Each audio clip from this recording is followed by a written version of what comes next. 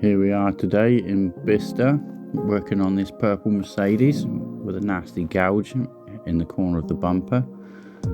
First of all, I start off by sanding the affected area. Obviously, being plastic, you don't want to go too deep, because otherwise you're going to get a nasty little indentation, and that will show up when the car is all painted. So I'm just adding some filler, only a light skim, and then bake it off. Then I can come back to sand the rest of the vehicle down where I need to lacquer, and then go off and get my block so it's nice and evenly sanded out. Don't want any imperfections. I'm just prepping the area now for primer. A little scotch around all the edges, make sure the paint sticks.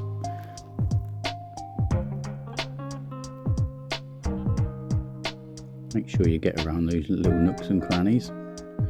Give it all a rub off and a blow, get all the dust out, and get it all ready for priming. I like to use some dark primer on this. Obviously with darker primer, it helps cover the colours easier. That way you're not using as much paint to cover the same area.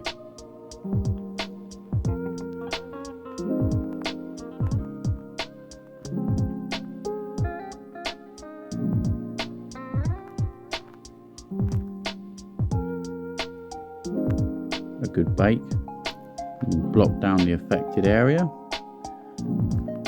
Make sure it's all nice and uniformed.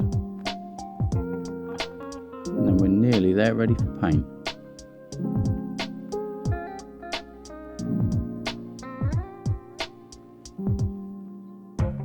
A final finish.